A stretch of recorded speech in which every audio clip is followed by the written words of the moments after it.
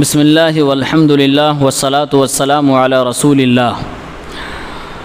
آج کے اس درس میں ایک بہت بڑا گناہ جو عام طور سے نوجوانوں سے سرزد ہوتا ہے اس پر ہم گفتگو کریں گے، ورنہ یہ گناہ عورتوں میں بھی، بچوں میں بھی، بڑے لوگوں میں بھی پایا جاتا ہے، لیکن زیادہ تر شکار نوجوان لوگ ہیں۔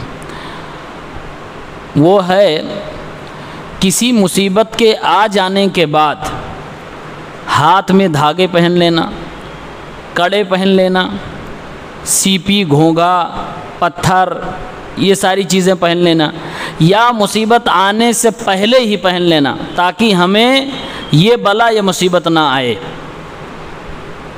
دو طریقہ، ایک مصیبت آنے سے پہلے ہی کچھ لوگ پہنتے ہیں۔ کس لیے پہنا؟ اس لیے پہنا تاکہ مجھے یہ بیماری نہ ہو، مجھے یہ بلا نہ آئے، یہ مصیبت میرے اوپر نہ آئے۔ کچھ لوگ بیماری، بلا، مصیبت آ جاتی ہے تب یہ چیزیں پہنتے ہیں۔ دونوں ہی صورتوں میں یہ حرام ہے، پہلے اور بعد میں دونوں ہی صورتوں میں یہ حرام ہے، ناجائز ہے، بلکہ شرک ہے، کبیرہ گناہ ہے۔ سورہ زمر کی آیت نمبر 38 میں اللہ تعالیٰ نے ایک عقیدے کی اہم بات سمجھائی ہے۔ وہ آیت ہم اگر سمجھ لیں تو یہ بات ہمیں آسانی سے سمجھ میں آئے گی۔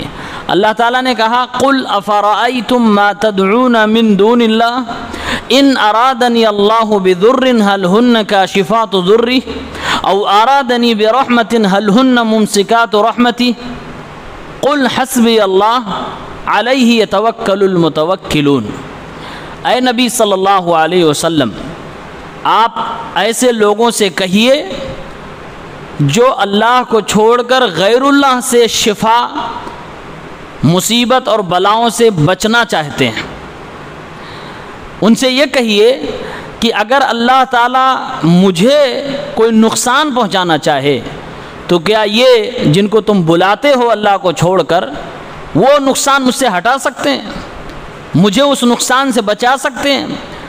یا اللہ تعالیٰ مجھے کوئی اپنی رحمت دینا چاہے، میرے ساتھ کوئی بھلائی کا ارادہ کرے تو کیا یہ وہ بھلائی، وہ رحمت مجھ سے چھین سکتے ہیں یا روک سکتے ہیں، مجھ تک نہیں پہنچنے دیں گے؟ یہ سوال ہے۔ جواب توحید جو سمجھتا ہے اس کے دماغ میں موجود ہے، ایسا ہرگز نہیں ہو سکتا۔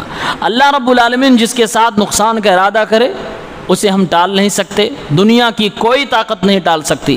اللہ تعالیٰ جس کے ساتھ رحمت و مہربانی کا معاملہ کرنا چاہے اسے کوئی روک نہیں سکتا۔ نماز میں، نماز پڑھنے کے بعد ہم دعا مانگتے ہیں اللہم لا مانع لما اعطیت ولا معطی لما منعت۔ اے اللہ، جسے تو دینا چاہے اسے کوئی منع نہیں کر سکتا، اور جس سے تو چھیننا چاہے اسے کوئی دے نہیں سکتا۔ یہ ہمارا اور آپ کا عقیدہ ہونا چاہیے۔ اور یہ نقصان اور یہ رحمت، اس میں تمام چیزیں آ جاتی ہیں۔ بیماری انسان کو آئی، کوئی بلا مصیبت آئی، یہ ایک پریشانی ہے، اللہ نے شفا دیا، اللہ تعالیٰ بیماری سے نجات دے رہا ہے، یہ اللہ تبارک و تعالیٰ کی طرف سے رحمت ہے، یہ ایک بھلائی ہے۔ نفع و نقصان کا مالک صرف اللہ رب العالمین ہے۔ اسی لیے آدمی اگر بیمار بھی ہو تو اس کا بھروسہ اللہ رب العالمین پر ہونا چاہیے۔ اللہ تعالیٰ نے عقیدہ سکھایا قل حسبی اللہ، آپ کہہ دیجئے ہمارا رب تو ہمارے لیے کافی ہے۔ علیہ یتوکل المتوکلون، اسی رب پر بھروسہ کرنے والے لوگ بھروسہ کرتے ہیں۔ بھروسہ اللہ کی ذات پہ ہونا چاہیے۔ یہ آیت ہے، اس میں عقیدے کی ایک اہم بات بتا کر اللہ رب العالمین نے ہم سب کو موحد بنایا ہے۔ اب یہ جو ہاتھ میں کالے دھاگے یا کسی بھی کلر کے جو دھاگے پہنے جاتے ہیں، بعض انگوٹھیاں اسی نیت سے پہنی جاتی ہے کہ اس کے پہننے سے فلاں بیماری نہیں ہوگی، بعض تعویذیں پہنی جاتی ہیں، اور پتھر طرح طرح کے لوگ پہنتے ہیں، کڑے پہنتے ہیں۔ جتنی بھی یہ ساری چیزیں ہیں، یہ صحیح ہے یا غلط ہے، اس آیت کو سامنے رکھتے ہوئے ہم 3 حکم لگا سکتے ہیں۔ نمبر 1، اگر یہ پہننے والا شخص، کوئی بھی شخص ہو، مرد، عورت، نوجوان، ہر عمر کا آدمی، یہ عقیدہ رکھتا ہے کہ یہ جو میں نے کڑا پہنا ہے، دھاگا باندھا ہے، اس کے اندر یہ تاثیر ہے کہ میری بیماری کو ختم کر سکتا ہے، یعنی فی نفسہی بذات خود یہی چیز ہمیں شفا دے رہی ہے، اور ایسا لوگوں کا عقیدہ ہے، ایسا شخص شرک اکبر کا مرتکب ہے، بڑے شرک کا مرتکب ہے، اور بڑا شرک انسان کو اسلام سے خارج کر دیتا ہے۔ اگر یہ عقیدہ نہیں ہے، عقیدہ اس کا یہ ہے کہ شفا اللہ ہی دیتا ہے، عقیدہ ہے یہ دوسری والی جو قسم ہے، غور سے سمجھنے کی ضرورت ہے، اس کو لوگ توحید سمجھتے ہیں جبکہ یہ شرک ہے۔ عقیدہ یہ ہے کہ شفا اللہ دے رہا ہے، بیماری سے نجات اللہ ہی دے گا، لیکن یہ جو ہم نے کڑا پہنا ہوا ہے اس کے ذریعے سے دے گا، اس کے سبب سے دے گا۔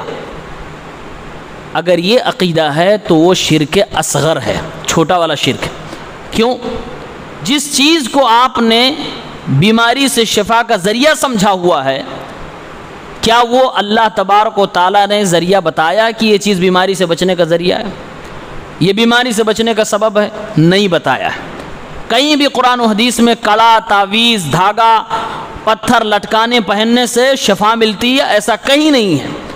تو جس چیز کو اللہ تعالیٰ نے ذریعہ اور سبب نہیں بتایا ہے وہ شرعی سبب نہیں ہو سکتا۔ جب وہ شرعی سبب نہیں ہوا تو آپ نے ایک ایسی چیز کو بیماری سے شفا حاصل کرنے کا ذریعہ سمجھ لیا جس کو اللہ نے نہیں بتایا تھا، اور اس کے ذریعے سے آپ شفا طلب کرنے لگے، اللہ ہی سے آپ شفا مانگ رہے ہیں، لیکن آپ نے ذریعہ غلط تلاش کیا، سبب آپ نے غلط تلاش کیا، اس لیے یہ شرک اصغر ہے، چھوٹا شرک۔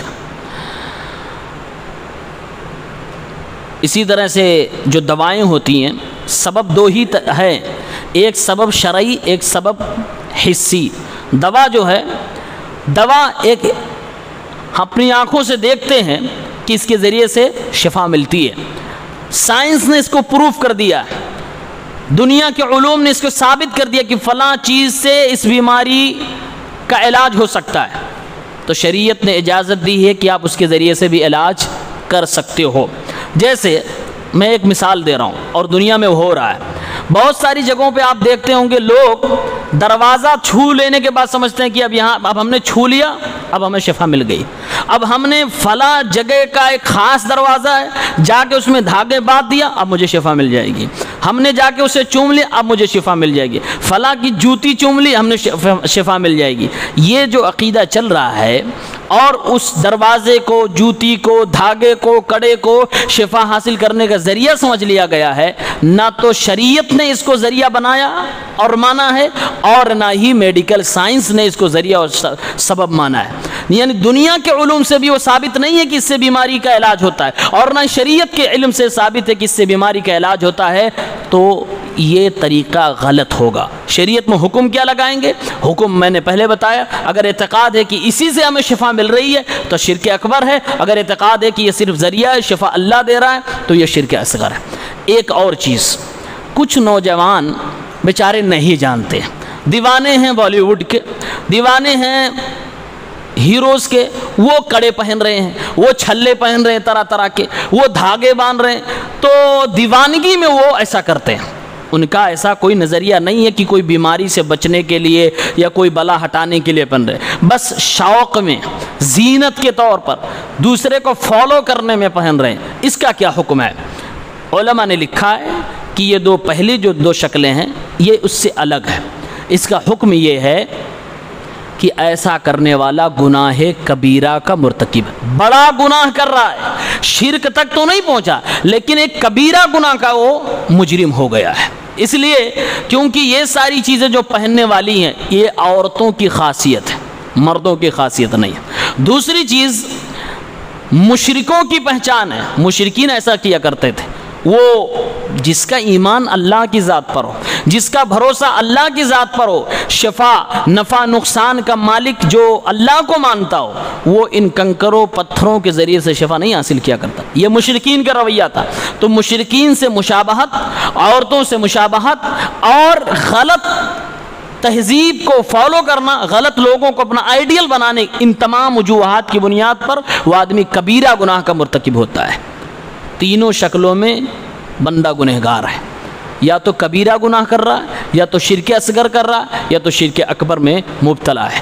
پتہ یہ چلا کل ملا جلا کر یہ کڑے پہننا، دھاگے باندھنا کسی کے بھی نام پہ، بعض لوگ دھاگے کالے باندھتے ہیں تو کہتے ہیں یہ حضرت حسین کے نام پہ، کسی کے بھی نام پہ آپ باندھ لو۔ اللہ تعالیٰ نے بتایا کہ اس سے شفا ملتی ہے، نہیں بتایا۔ نبی علیہ السلام نے بتایا کہ اس سے شفا ملتی ہے، نہیں بتایا۔ میڈیکل نے اس کو پروف کیا، نہیں پروف کیا۔ یعنی یہ تو نہ شریعت کا ذریعہ ہے اور نہ ہی یہ دنیاوی علوم کا ذریعہ ہے، لہٰذا یہ غلط ہوا۔ اب اگر کوئی کہے دواؤں کے تعلق سے اللہ کے نبی نے بتایا کہ اس دوا سے بلا بیماری کا علاج ہوتا، ہاں بتایا۔ اللہ کے نبی نے فرمایا کہ تداووا، تم دوا کیا کرو۔ دوا کرنے کا آپ صلی اللہ علیہ وسلم نے ہمیں حکم دیا ہے، فارمولہ دیا ہے، اور اللہ کے نبی صلی اللہ علیہ وسلم خود اپنی زندگی میں دواؤں کا استعمال کیے۔ حضرت عائشہ رضی اللہ تعالیٰ عنہ بہت بڑی ڈاکٹر تھیں، بہت بڑی ڈاکٹر تھیں۔ اللہ کے نبی صلی اللہ علیہ وسلم نے جو بھی دواؤں کے حوالے سے حدیث ارشاد فرمائی ہیں، اکثر حضرت عائشہ رضی اللہ تعالیٰ عنہ نے روایت کیا ہے۔ تو حضرت عائشہ بہت بڑی ڈاکٹر بھی تھی، طبیبہ بھی تھی، تو اللہ کے نبی نے دواؤں کا استعمال کرنے کی مکمل اجازت دی ہے۔ لہٰذا وہ دوائیں جس کو دنیا کے ماہر ڈاکٹروں نے بتا دیا کہ اس سے فلاں بیماری میں شفا ملتی ہے، تو آپ اس کو استعمال کر سکتے ہو، شریعت کی طرف سے اجازت ہے، نہ تو وہ گناہ کبیرہ ہے، نہ تو وہ شرک ہے، نہ اصغر نہ اکبر۔ اور ایک مزید وضاحت کرتا ہوں، کرونا کے دور میں کچھ لوگوں نے تالیاں پلیٹ بجا کر بیماری بھگانے کی کوشش کی۔ اب اس بتائے گئے فارمولے پر آپ جان سکتے ہو یہ کتنا بڑا گناہ تھا۔ تالی بجانے سے یا تھالی بجانے سے نہ تو دنیا مانتی ہے کہ اس سے بیماری ختم ہوگی، نہ تو شریعت مانتی ہے، لہٰذا یہ گناہ تھا اور بڑا گناہ تھا، چھوٹا گناہ نہیں تھا۔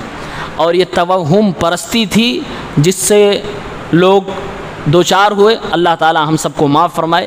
جن لوگوں نے وہ جرم کیا ہے، تالی اور تھالی بجا کر کورونا کو بھگانے کی، یا پھر خود اس کی پوجا کی ہے، ایسا بھی اپنے یہاں ہوا ہے، لوگ اسی کی پوجا کرنے لگے، اسی کے چڑھاوا چڑھانے لگے کہ یہ بھاگ جائے گی، یہ تو اس سے بڑا جرم ہو گیا۔ تو جو اس میں شریک رہے ہیں وہ توبہ کر لیں، شرک کر بیٹھے ہم، اللہ رب العالمین سے معافی مانگ لیں۔ اللہ رب العالمین شرک کو بھی توبہ کرنے پر معاف کر دیتا ہے، لہٰذا توبہ کر لیں، اللہ تعالیٰ معاف کرے گا انشاءاللہ۔ اللہ ہمارے گناہوں کو معاف فرمائے، ہمیں اس طرح کے شرکیات سے بچائے، آمین یا رب العالمین۔ السلام علیکم۔